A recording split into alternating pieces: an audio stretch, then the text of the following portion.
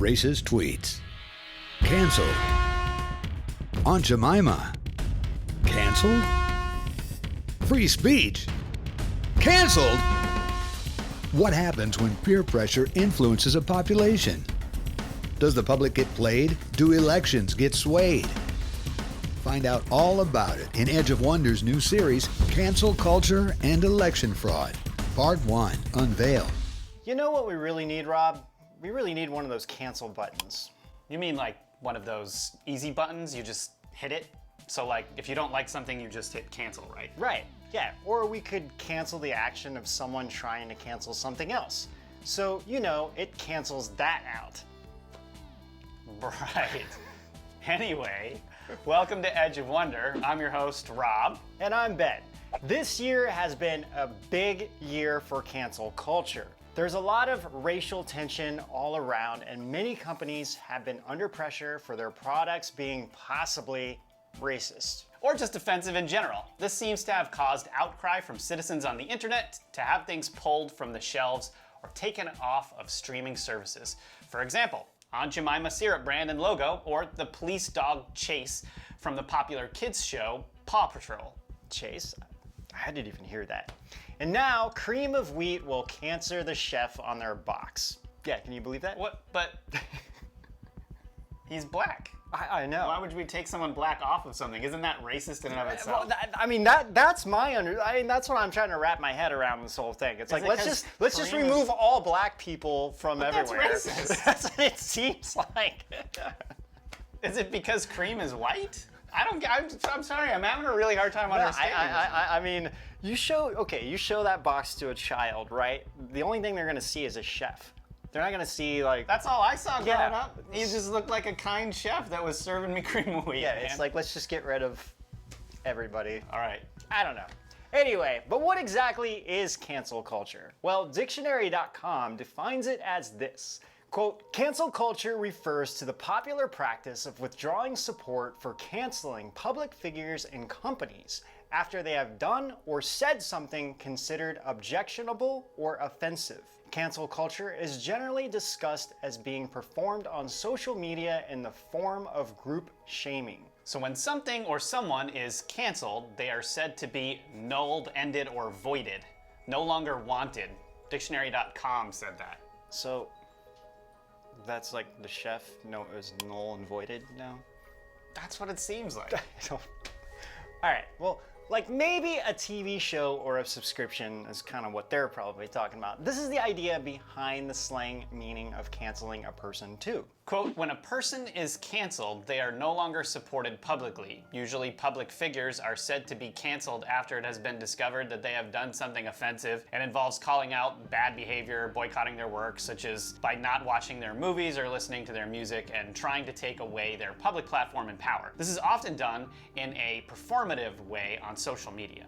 It is said that the term canceling really started to come into the public during the Me Too movement after certain public figures like Harvey Weinstein were accused of sexual abuse. It's happened to celebrities who have made racist tweets or comments or anti-gay tweets like Kevin Hart made from 2009 to 2011. He was supposed to host the Oscars a few years back, but these tweets actually got him canceled from hosting. Other celebrities have had their careers destroyed over offensive tweets or comments they've made. Food Network star Paula Deen was fired from the network for simply admitting that she had used the N-word in her past. Paula didn't say the word on the air or anything. She just admitted that she used that word before. A lawsuit was filed by an employee of a restaurant owned by Paula Deen. The lawsuit was for allegations of a hostile work environment where, according to the employee, she had heard many racial slurs.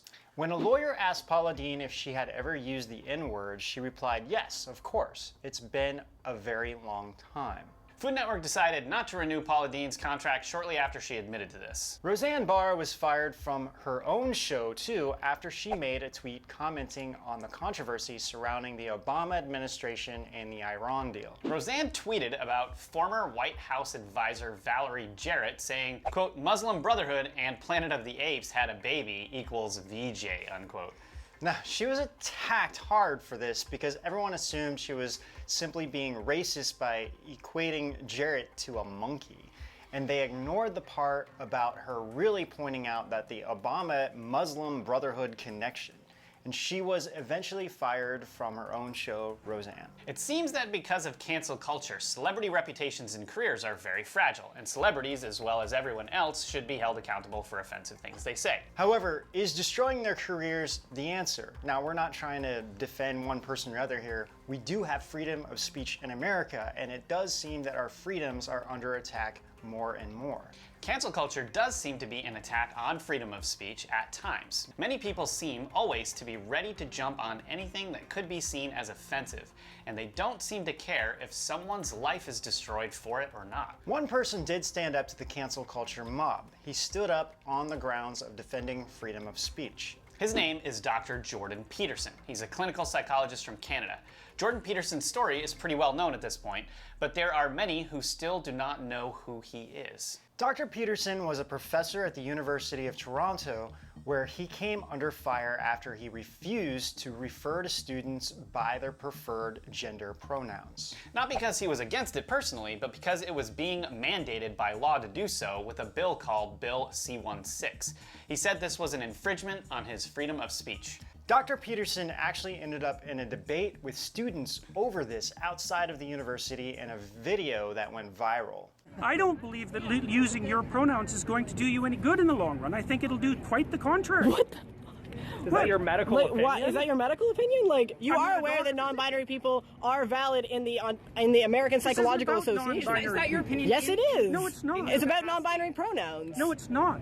Yeah, I'm, No, it's not. I'm saying that that's Did what you I'm come to the about. rally? Were you there when I spoke? I've been here for this whole thing. Okay, well, I don't know that. It's a genuine question. Look, I think that's what's happening is that we're pushing over a line we shouldn't cross. The newest legislation is requiring people to use. But you are aware that that's being put. But you don't want us to have protections in the Human Rights Bill that will allow me to have employment, allow me to have housing security, allow me to have medical care. That's what this is about. That's It's what not you about think it's infringing about. on your rights or making you learn a new I fucking don't pronoun. think that's what it's about. What evidence do you have that attempting to transform the way that people use pronouns is going to produce a positive effect on Because society? are you? So, who is this legislation harming? Who is harming anybody who wants to use their own words? So, in what capacities? Be specific. Look, it's important that people are able to use their own words Okay. because that's how we think.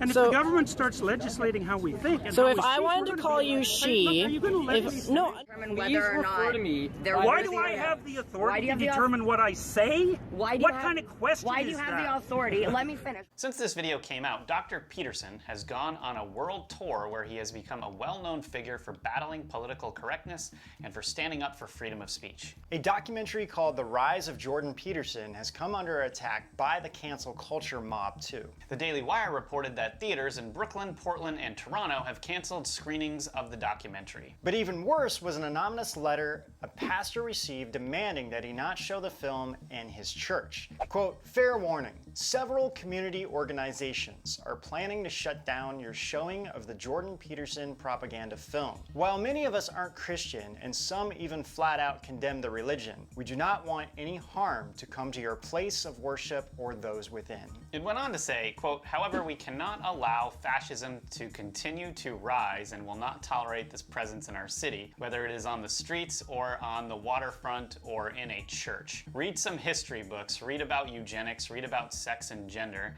and then compare it to Peterson. Pray on it you must. Do the right thing. As much as we joke about it, we really don't want to have to bring out the guillotine to fix society." Unquote. This is like a major threat, man.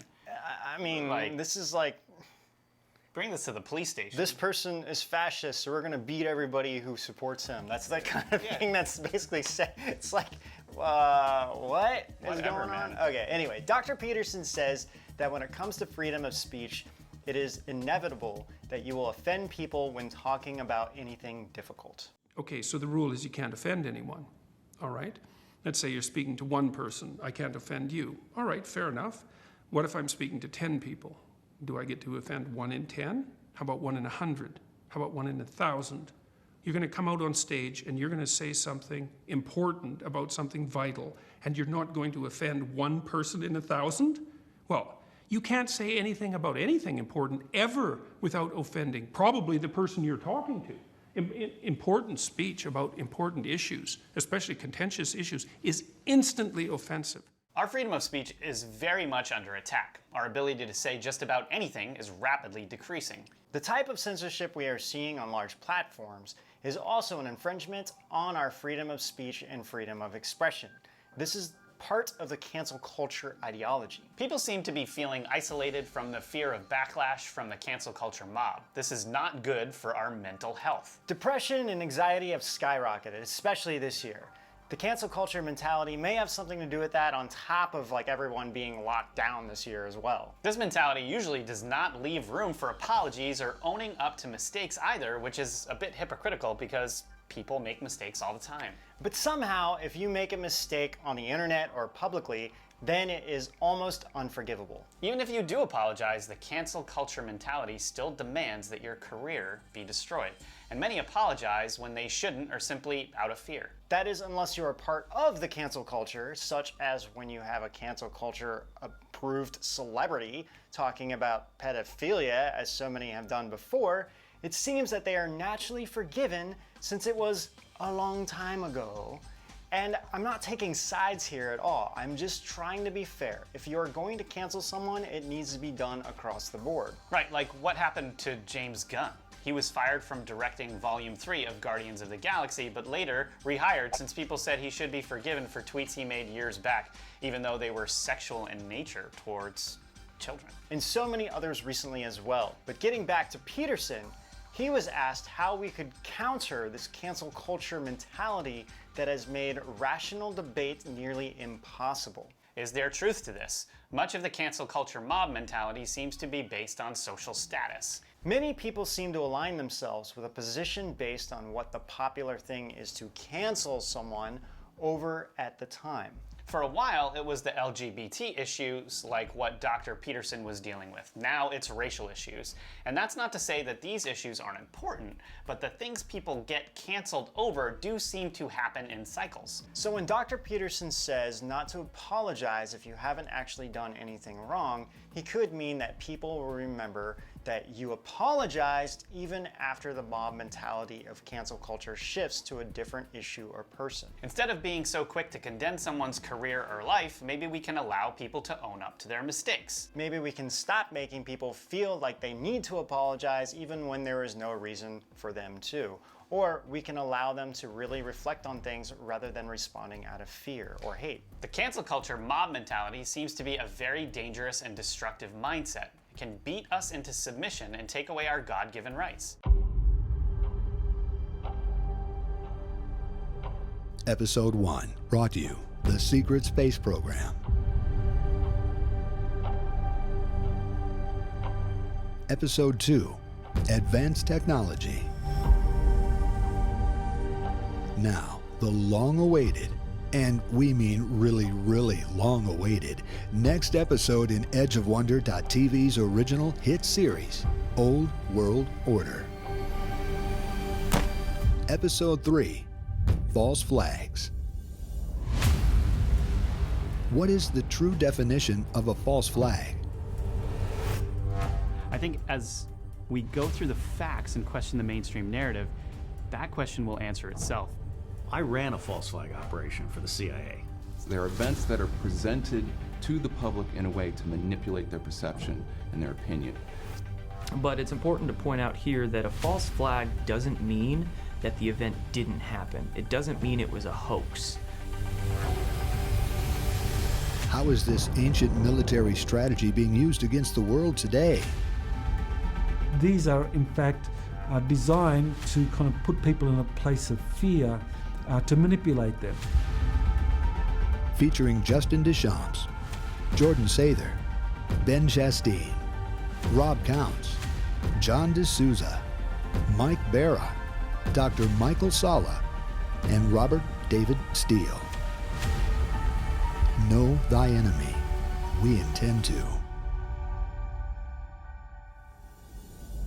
Rights given by government can be taken away by governments. Rights given by God cannot be taken away by anyone. Personally, I have been waiting over 2 years to talk about this. It is time for people to learn the truth about what happens on that horrible night in October of 2017, and the timing couldn't be more perfect. The families of these victims and of all the people who were traumatized by this event deserve closure and an answer. But there was a massive plot twist to all of this none of us ever knew about.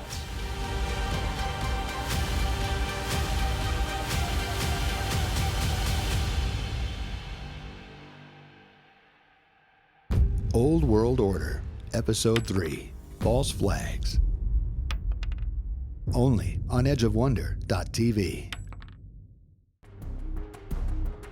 According to Wikipedia, virtue signaling is a pejorative neologism for the conspicuous and disingenuous expression of moral values with the intent to enhance one's own image. And whoever wrote that sentence, just stop.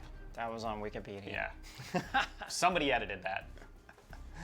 But first, let's take a look at what the heck neologism means. Neologism is basically any fairly new phrase that's become popular in society. It is often driven by changes in culture and technology in the process of language formation. This will be useful later on our .tv platform for part 2. But anyway, a simpler way to describe virtue signaling is that it's basically seeking praise for actions on a popular social issue without actually caring about it at all. There are many examples of this. The so-called woke crowd seems to use virtual signaling to push certain agendas. But what are those agendas? Some might say that the woke left is somewhat of a religion. They have a set of beliefs that people are seemingly not allowed to question. Dr. Peterson has his own ideas about woke activists. Dr. Peterson is big on personal responsibility. He believes that by taking personal responsibility, by working on our own flaws, that will enable people to become powerful individuals and effective leaders in our communities. And I mean, he should know, he's a psychologist. True. However, he thinks that people avoid this by adopting pseudo-moralistic stances so they can look good to their friends and neighbors. This is pretty much what virtue signaling is. How can we fight this ideology? Well, in Dr. Peterson's book, 12 Rules for Life, he has a chapter called Speak the Truth, or at least Don't Lie. He is a huge advocate of speaking the truth. He thinks that speaking the truth can rid you of anxiety and help you become a more powerful person. There is power in speaking the truth, not just truth as in disclosure, but speaking truth as a personal responsibility and doing the right thing as often as possible. Virtue signaling and the cancel culture mentality seem to take the opposite approach. Is there more to this ideology that could actually be connected to election fraud? The woke left, religious cult mentality, and cancel culture seem to be one and the same. Unfortunately, we cannot go any further into this on YouTube. We'll have to save that for our edgeofwonder.tv platform where we're not censored and silenced. Wikipedia describes election fraud as electoral fraud, sometimes referred to as election fraud, election manipulation, or vote rigging, is illegal interference with the process of an election either by increasing the vote share of the favored candidate, depressing the vote share of the rival candidates, or both. And by the way, we are using Fakepedia here just as a reference for a meaning of a word. Yeah, not of a historic event that happened. Correct. This year, we have really seen an attempt to have the upcoming election decided by mail-in voting. Well, what's wrong with that? You mean I can vote from my house? I don't have to go anywhere? I mean, that sounds good to me, right? Well, Ben, just as one example, according to the Washington Times, a postal worker was charged with mail-in voter fraud. Quote, federal prosecutors on Tuesday lodged mail fraud charges against a postal worker they say altered absentee ballot requests in last month's primary election. Thomas Cooper, 47, admitted to changing information on the requests for ballots, including 5 where he switched the party primary from Democrat to Republican, according to investigators. He told them it was a joke. The charges were announced the same day that President Trump renewed his attack on mail-in voting, saying it was asking for fraud. This goes to show just how easy it is to manipulate mail-in ballots. Mail-in ballots don't have the same chain of custody that in-person voting has. The in-person voting booth style, like we normally have, is a much stricter way of voting. There is much less of a chance that fraud will be committed. With mail-in voting, though, the ballots are literally in the hands of postal workers. So essentially, it can be in the hands of anyone. This seems to leave a lot of room for incidences like this. With mail-in voting, the entire chain of custody is broken. The ballots have to pass through many hands before they reach their final destination. Check out this chain of custody form. Quote, the purpose of this form is to track the custody and location of voting equipment, supplies, and/or ballots from the time the voting equipment, supplies, and/or ballots leave the election office until returned to the elections office. A signature is required whenever the equipment, supplies, and/or ballots change hands or location. By signing the chain of custody form, the signer is certifying when he or she took custody of the voting equipment, supplies, and/or ballots and delivered it to a particular location. The person receiving custody of the equipment must examine the voting equipment, supplies, and/or ballots to ensure that all seals are in place and that all appears to be intact and in sufficient working order, as can best be determined by a visual inspection. According to the Epoch Times, Attorney General William Barr revealed that the Justice Department is conducting a voter fraud investigation. Quote, at least 32 people have been criminally convicted of voter fraud in 2019. This is according to a database that is kept by the Heritage Foundation think tank. In an interview about mail-in voting with CNN's anchor Wolf Blitzer, Barr said more than once that, quote, mail-in voting is an invitation for voter fraud and coercion. When asked for evidence of this, Barr pointed to a conviction over 1,700 fraudulent ballots in Texas. Then he noted that the evidence isn't widespread. But Barr said that's because we have never had this kind of widespread use of mail-in ballots before. He then said that we're talking about mailing these ballots to everyone on the voter list, about which he says everyone knows those voter lists are inaccurate. And as we know, President Trump is against this style of voting and has been very outspoken about it, saying the same things many are saying about it, that this opens the door to election fraud and election day chaos. According to the New York Post, quote, a top Democratic operative says voter fraud, especially with mail-in ballots, is no myth. He apparently knows this because he says he himself has been doing it for years. And of course, remember the Florida ballot fiasco during the Bush versus Gore election? I mean, they found a bunch of ballots after the election, which were actually in more support of Gore. I mean, during that whole thing, I was really depressed because I literally thought Bush was going to bring an end to America as we know it. Well, then we found out that really he did bring an end to America. I'm just kidding. Well, then we found out that really they seemed to be playing on the same team, so it wouldn't have mattered who won anyway. But regardless of that, according to this Democratic whistleblower, quote, an election that is swayed by 500 votes, 1,000 votes, it can make a difference. It could be enough to flip states, unquote. The whistleblower also said that he has not only changed ballots himself, but he has led teams and mentored others in this practice in New Jersey, New York, and Pennsylvania, which we know is a critical 2020 swing state. He said that he and his team would go around town asking if they could mail the votes as a public service. They would then hold the envelopes over boiling water so that the steam would loosen up the glue. Then they would place a counterfeit ballot back in the envelope and reseal them. He also revealed that sometimes postal workers are in on the scam. Quote, you have a postman who is a rabid anti-Trump guy and he's working in Bedminster or some Republican stronghold. He can take those filled out ballots and knowing 95% are going to be a Republican, he can just throw those in the garbage, unquote. This is kind of scary, actually. Very scary. Think about it. He even said that sometimes postal workers were on his team and that nursing homes are a gold mine for voter fraud. According to this whistleblower, some nurses are actually a part of the scam too. They would actually go to an elderly person's room and fill out the ballot for them. He explained that voter impersonation happens as well. Not all states require a photo ID to vote, and some registered voters routinely skip elections, which is apparently public knowledge. The fraudsters would find out who these people were and impersonate them.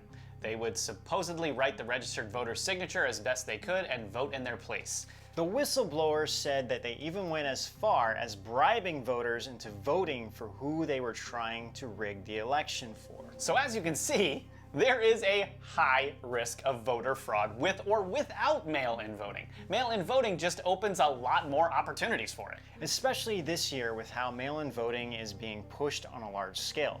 Never before has voting by mail been suggested on a national level. And this is the most important election of this generation, of the entire world ever in the history of the United States of America. Come on.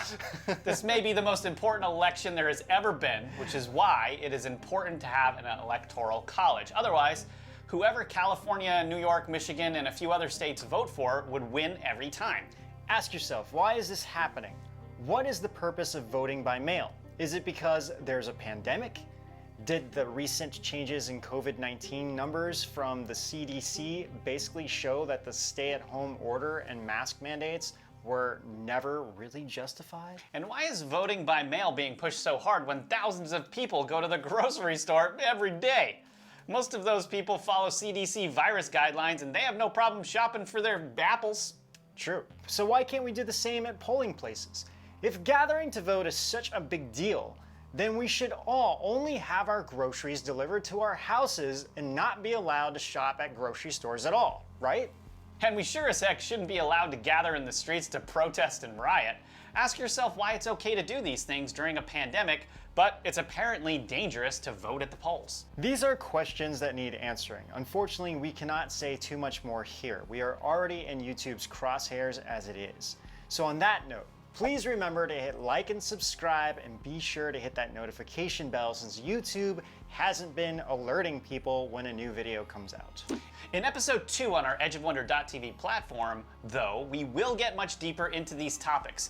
We'll look into postmodernism, Marxism, the Russian Revolution, and how it pertains to what we are seeing here in America right now. Is America turning commie? Because it's threatening our very freedoms. Sure is. So with that, until next time, keep American ideals close to your heart in this crucial time for our world. And with that, we'll see you guys out on the edge of apples in the grocery store. Of voting. How did the communist fight of oppressor versus the oppressed become a woke left fight? How did free speech become canceled hate speech and approved terminology? How is this shift possible? And how is it encouraged? When fancy words and sound bites are the endgame, how does that affect the integrity of our elections? Join us for the epic pre-election conclusion of Cancel Culture and Election Fraud, Part 2, Exposed. Coming October 20th, only on edgeofwonder.tv.